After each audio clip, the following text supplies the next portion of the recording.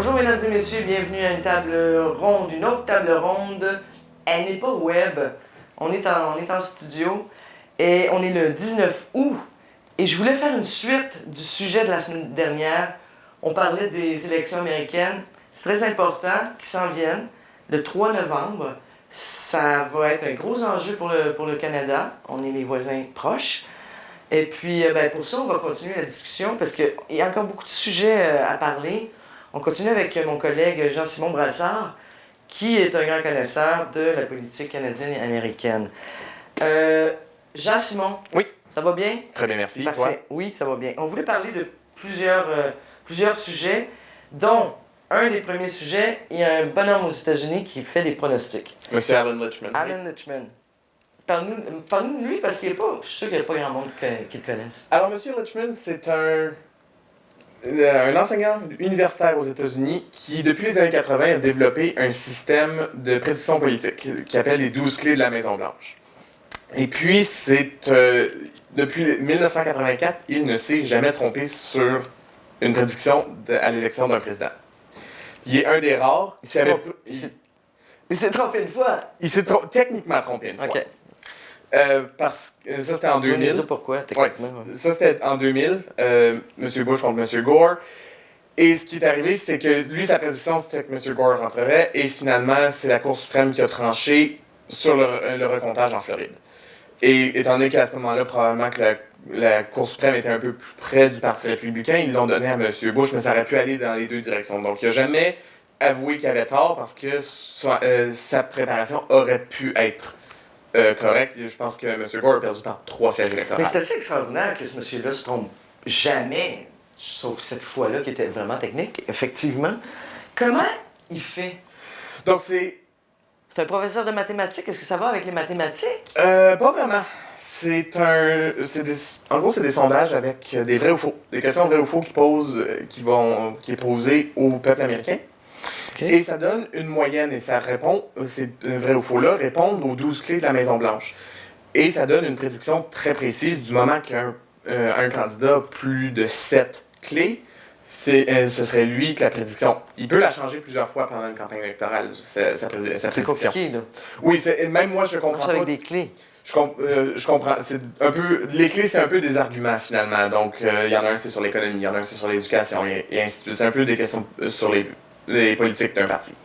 Mais même moi, je comprends pas tout ce qui se passe avec cette méthode-là, mais je sais qu'il ne s'est jamais trompé. Bon. Alors, quels sont ses pronostics? En ce moment, en date du 19, Joe Biden devient président. OK. Fait que... Mais c'est marginal. On parle de 7 clés contre 6. Contre 5, excusez-moi. Ah, c'est pas beaucoup, ça. C'est pas beaucoup. Ça peut changer comme ça pourrait augmenter la majorité du côté Biden. Du côté de Biden qui... Ça va majoritairement dépendre, je crois, du résultat de la pandémie. De la pandémie de la COVID-19.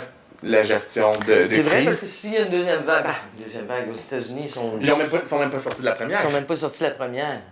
Fait que donc, ça peut affecter énormément. Puis, exactement. En plus, ils ont moins de services côté médical là-bas. OK, lui, c'est lui, Alan Lichtman. Très intéressant. Les gens peuvent retrouver ses statistiques sur... Oui, faites juste taper à Alan Lichtman ou les 12 clés de la Maison-Blanche. Et okay. vous allez trouver un livre, les 12 clés de la Maison-Blanche, mais vous allez aussi trouver une panoplie d'articles à son sujet, sur ses prédictions et plus en détail comment il arrive à ces résultats-là. OK, parfait. C'est un des rares qui avait prédit que Donald Trump rentrerait en 2016. C'est vrai? Il avait dit ça. Il avait déterminé que comparer Mme Clinton contre M. Trump, M. Trump allait rentrer et les sondages disaient qu'il avait tort et apparemment il avait raison. OK. Deuxième sujet dont je voulais parler avec toi, c'est Bernie Sanders, celui qui s'était présenté contre Hillary Clinton. C'était présenté contre Mme Clinton. Pour la nomination et... les démocrates. Pour les démocrates, et c'était un peu quelqu'un finalement que... On s'attendait pas à ce qu'il se présente. Il y aurait eu des bonnes chances et puis il s'est présenté et il y a eu cette vague de support de la part des plus jeunes dans le parti. Mais il était sympathique ce bonhomme-là. Très sympathique, mais malheureusement, à cause de ses politiques, il ne gagnerait jamais l'élection. Ah, OK. Lui, il est sénateur, il est toujours sénateur Oui. senior du Vermont. C'est ça. Il siège Il siège présentement, oui. pour les démocrates. Pendant longtemps, il a été indépendant, tant dans la Chambre du Congrès qu'au Sénat.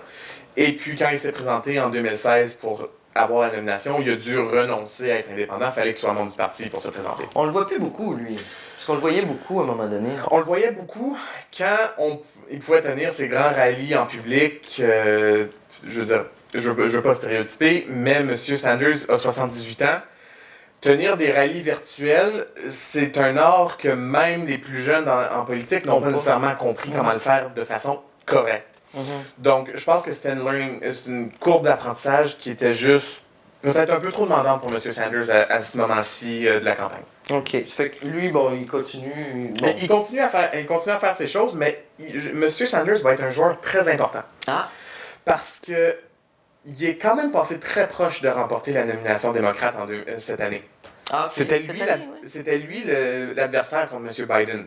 Et la seule raison pourquoi il l'a pas eu, il a fini par suspendre sa campagne et endosser. Il a laissé la place à M. Biden dans l'intérêt de qui pouvait défaire M. Trump. Mais il y a quand même énormément de monde dans le parti qui aime M. Sanders. Ouais. Et c'est politique, donc on peut parler de Medicare for All, un soin de santé universel pour tout le monde. Un peu comme le Canada. Un peu comme le Canada, le soin dentaire. Toutes ces choses-là, M. Biden va devoir faire des concessions avec cet aspect-là. Il va falloir qu'il ajoute des points de M. Sanders dans sa plateforme électorale en 2020. Il n'a pas le choix pour sa base supporters. C'est quoi ça? Sa base, c'est... Généralement, sa base, ça va être les jeunes, ceux qui sont plus de gauche, les immigrants. Ça va être eux autres qui vont, le cœur, qui vont toujours voter démocrate. Et il y en a beaucoup qui aiment M. Sanders, donc il va falloir un peu arriver à un compromis. OK. Ensuite, bon, la semaine passée, il a nommé son vice-président, sa vice-présidente, Oui. qui s'appelle Kamala Harris, qui a 56 ans, qui est la sénatrice de la Californie. Quelles sont les répercussions qu'il va y avoir avec son choix, avec Harris? Quelles sont les répercussions qu'il va y avoir sur le Sénat? Est-ce qu'il va y en avoir? Il risque d'en avoir. Parce que récemment, le leader de la majorité au Sénat, M. Mitch McConnell, qui est un sénateur républicain du Kentucky, lui, ça fait 35 ans qu'il est là. Il s'en va sur 36 très bientôt. Et il y a des sénateurs républicains qui sont en danger. Ah. Il y en a un de ceux-là. Oh! Quand un sénateur, c'est que ça fait 35 ans qu'il est là et qu'il est en danger de perdre sa réélection. Ça veut dire beaucoup, ça, là. C'est très puissant et c'est un peu un référendum sur la capacité d'un président, finalement. Et il a dit à d'autres républicains qui sont en danger que si remporter une réélection voulait dire se distancer de M. Trump publiquement, de le faire. Mais ça, c'est un couteau à double tranchant. Est-ce qu'il va le faire? Je sais pas. Parce que lui, il est dans une position un peu différente parce que c'est lui la face du Parti républicain au Sénat. Donc, se dissocier de son propre chef... De toute façon, c'est un dur coup, ça aussi. Ça serait un dur coup. Ce serait un très dur coup.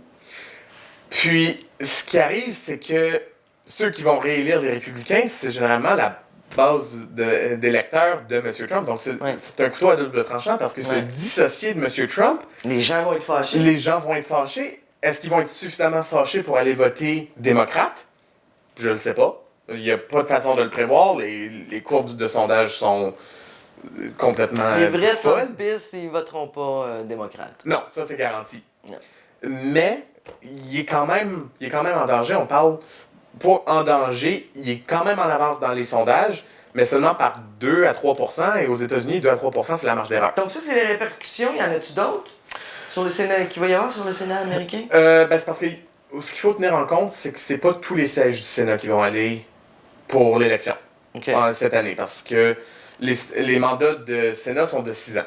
Donc, il y en a eu en 2018 à l'élection au midterm, il y en a eu en 2016, il va en avoir en 2020, 2022, 2024, et ainsi de suite.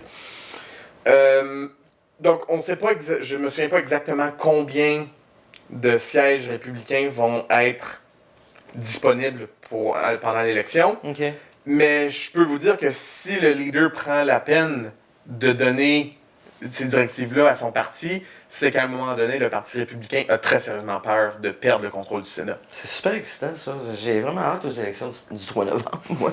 Vraiment, je parle de l'hiver, comme j'ai dit la semaine passée, mais j'ai vraiment hâte de voir les changements qu'il va y avoir. Le Congrès, lui, Alors, il est contrôlé par les démocrates actuellement. c'est ça. En ce moment, il est contrôlé par les démocrates.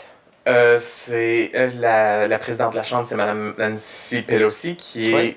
de Californie, si je ne m'abuse. Je ne suis pas 100% certain de où est-ce que son siège est. Mais c'est très fort probable que le Congrès va rester démocrate fort probablement.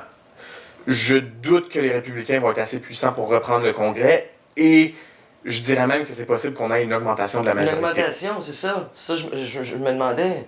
Oui, donc on pourrait très bien voir une augmentation de la majorité parce que en 2016, les républicains ont pris le Congrès, Mhm. mais dans des États qui sont typiquement démocrates et 2 ans après, ou 1 an et quelques mois, que les démocrates ont repris le contrôle dans ces États-là. Donc, c'est des swing states, mais c'est très important de garder ça en tête. OK. OK. Puis, ben, est-ce qu'il va y avoir d'autres changements? Je voulais parler de la nouvelle législation. Oui. OK? Si Biden rentre. Oui. Ça va changer quoi? Beaucoup de choses. Bon, explique-nous ça, là. On a le temps. Donc, on va rentrer, je vais parler de 2 aspects combinés ensemble. OK? Les politiques sur les armes à feu Ah! et l'éducation. Oui, très important, ça. Et là, généralement, quand je fais ça, le monde me demande c'est quoi le rapport. OK? Dans le monde, c'est les États-Unis qui ont le plus d'attaques d'armes à feu dans les écoles au monde. Ouais. Donc, un meilleur contrôle sur les armes à feu peut amener à une meilleure éducation parce qu'il n'y aura pas tout le temps cette menace constante, Ce stress, là. ce stress constant que ça fait 35 ans qu'il est là et que personne ne veut rien faire à ce sujet. Si je peux me permettre de faire un peu une comparaison Ouais, vas-y. au Canada, c'est un peu comme la situation dans les CHSLD. Ça fait 30 ans qu'on sait que la situation existe. C'est une canne de verre Ouais. que personne ne veut ouvrir. Ouais. Mais on sait que la situation est là et ça attend juste un moment pour exploser. Mhm. Et c'est exactement ça qui est arrivé C'est au arrivé. début de la pandémie, Ouais. quand les Forces armées canadiennes ont publié cette lettre très dérangeante. Ouais. Et qu'à ce moment-là, tous les politiciens ont fait, ben on le savait pas. Non, vous le saviez très bien. Ça fait longtemps que les familles s'en plaignent. Mhm. Vous avez juste décidé de ne Il n'y rien a pas le faire. choix, c'est devant les yeux de tout le monde. C'est ça. Alors, Donc, les armes à feu aux États-Unis. les armes à feu aux États-Unis, M. Biden est un très grand avocat pour le... Parce que Les- Trump, il est pour les armes à feu. Oui, on absolument, les ça- voit, les gens dans la rue avec Absolument.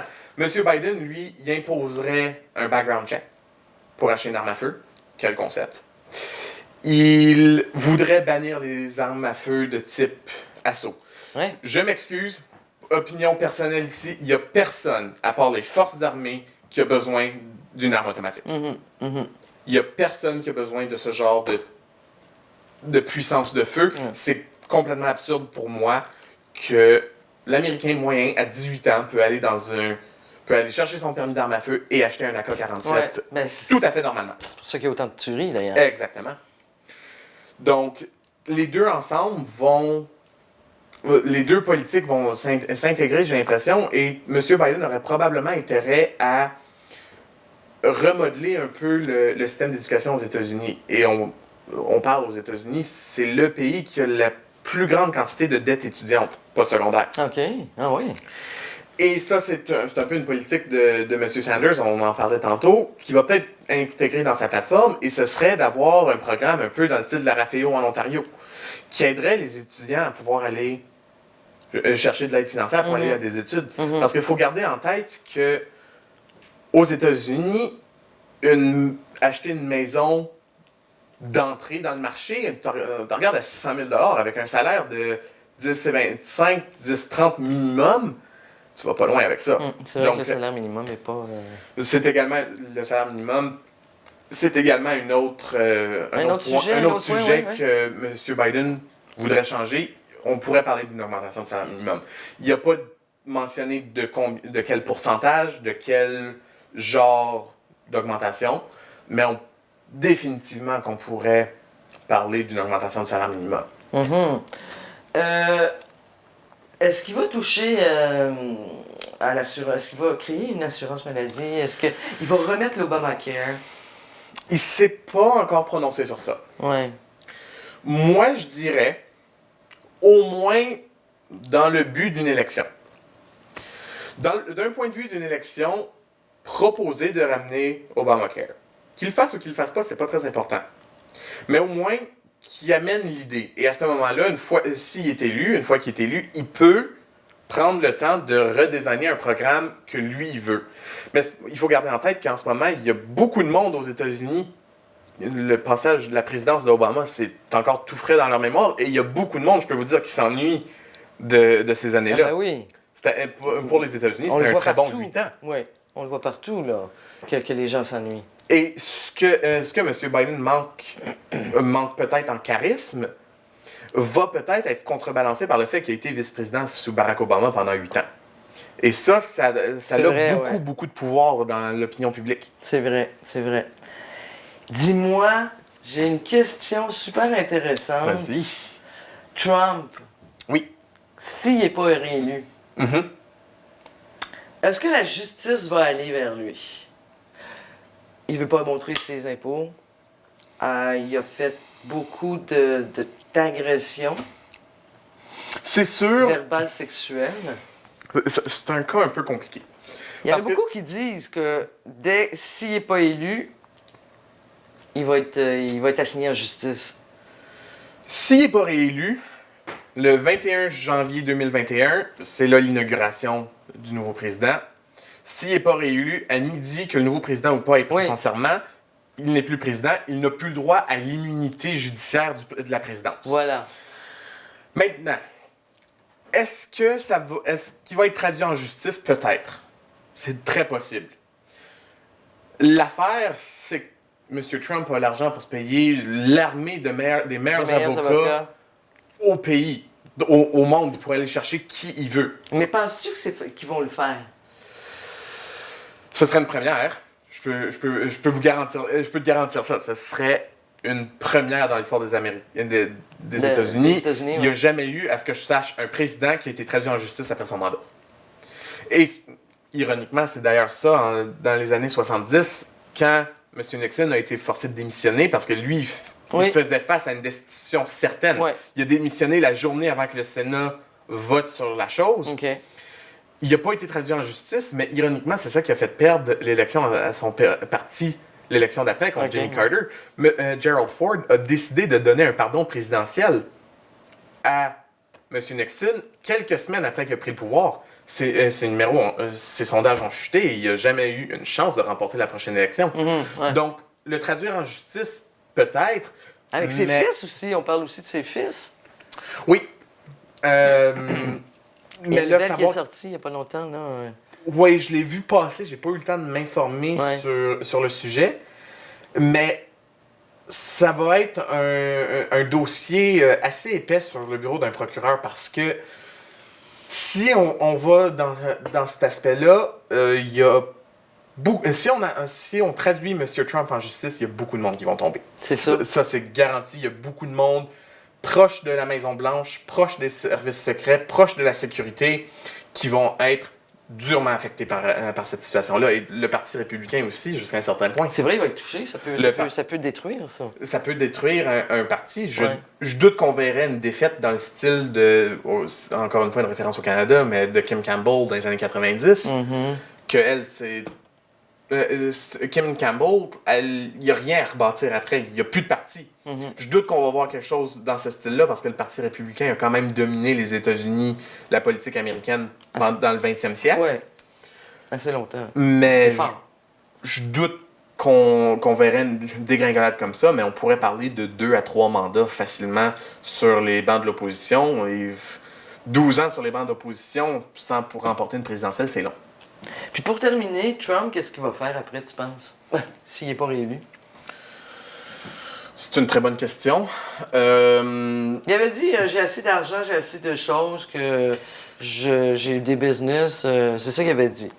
C'est ça qu'il avait Je dit, suis mais je suis curieuse de voir si sa femme va rester avec lui. je suis pas certain. Moi, j'ai l'impression qu'une fois que... Puis ça va prendre un tour un peu glauque, là.